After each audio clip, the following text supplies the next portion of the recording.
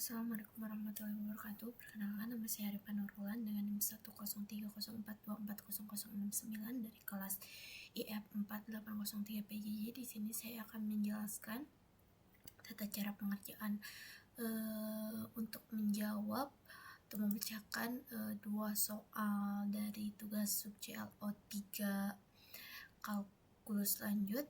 Di sini terdapat dua soal, di mana soal pertama terdapat 5 poin.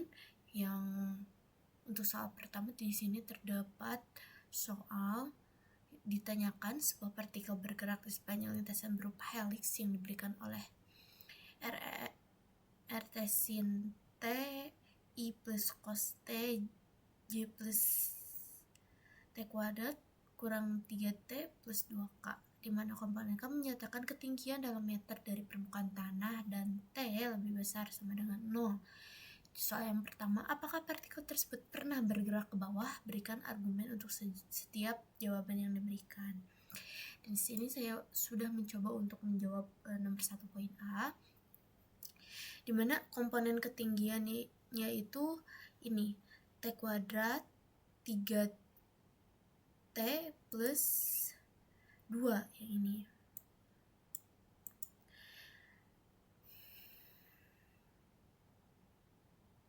Kemudian kecepatan vertikal turunan terhadap JZT terhadap yang ini 2T kurangi 3 di sini 2T kurangi 3. Kemudian selanjutnya ini kita lakukan analisis gerakan ke bawah. Apakah partikel tersebut mengalami pergerakan ke bawah? Kemudian kita analisis dengan cara seperti ini dan menghasilkan seperti ini. T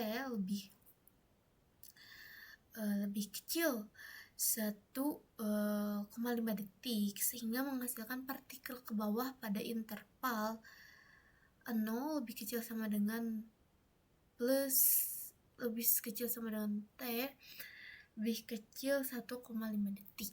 Kemudian yang kedua, di sini terdapat soal apakah partikel tersebut pernah berhenti bergerak? Berikan argumen untuk setiap jawaban. Dikarenakan partikel turunannya seperti ini, dan juga untuk menentukan partikel pernah berhenti bergerak itu ada aturannya sendiri. Syaratnya yaitu akan berhenti bergerak ketika sama-sama 0. Di sini berhenti jika ini berarti sama dengan 0. Di sini kita coba cari dan tidak ada persamaan di sini hasilnya, maka tidak ada T yang memenuhi persamaan. Jadi partikel-partikel tersebut tidak pernah berhenti. Kemudian untuk poin C, pada waktu berapa partikel mencapai posisi 12 meter di atas tanah? Di sini untuk mencarinya menggunakan rumus seperti ini. Poin C ini menggunakan rumus seperti ini. Dari yang tadi T kuadrat, 3T plus 2 sama dengan 12. Kemudian dari sini kita lakukan sederhanakan sehingga menghasilkan T kuadrat kurangi 3T kurangi 10 sama dengan 0. Dari sini kita lakukan persamaan kuadrat sehingga menghasilkan ini 5 detik. Jadi partikel akan mencapai posisi 12 meter pada 5 detik. Kemudian untuk soal nomor D, berapakah kecepatan partikel saat berada pada ketinggian 12 meter dari tanah? Kita sudah coba menjawabnya. Yang pertama itu kita menggunakan T-nya itu ini yang udah ditemukan kan, tadi T-nya 5 detik. Maka V5 sama dengan cos 5I kurangi sin 5J plus 2 kali 5 kurang 3 K sama dengan cos 5I kurangi sin 5J plus 7K hasilnya. Jadi kecepatannya di cos 5I sama dengan sin 5J plus 7K. meter per second. Kemudian nomor 1 pada poin E, pada ketinggian 12 meter, jika partikel keluar dari lintasan heliks dan bergerak di sepanjang garis singgung di heliks, tentukan vektor arah dari garis singgungnya. Maka seperti yang ditemukan tadi, ini sudah ditemukan 5 detik, maka V5 sama dengan cos ini cos 5i kurangi sin 5j plus juga, karena tadi sudah ditemukan, maka vektor garis arah singgungnya itu pada V5. Kemudian nomor 2, diketahui kurva berikut y sama dengan 0x kuadrat jika x lebih kecil sama dengan 0 dan jika x lebih besar dari 0. Poin A, tentukan nilai y saat x sama dengan 0. Maka di sini saya sudah mencoba menjawabnya.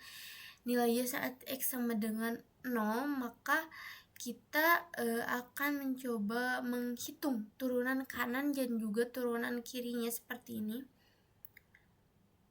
X lebih besar, lebih kecil sama dengan 0 dan x lebih besar sama dengan 0.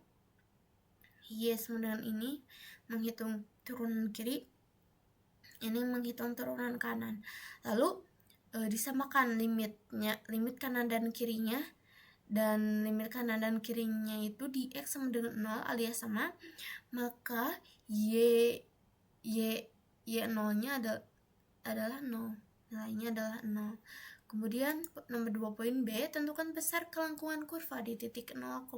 Di sini saya sudah menjawabnya. Ini menggunakan rumus seperti ini, disamakan juga turunan keduanya, turunan kanan dan juga kirinya seperti ini. Kemudian substitusikan, maka akan menghasilkan kelengkungan di titik 0 adalah 0 seperti ini. Mungkin cukup sekian penjelasan dari saya untuk menjawab soal nomor 1 dan 2 untuk tugas kalkulus sub CLO3 ini. Mohon maaf bila ada kesalahan. Wassalamualaikum warahmatullahi wabarakatuh.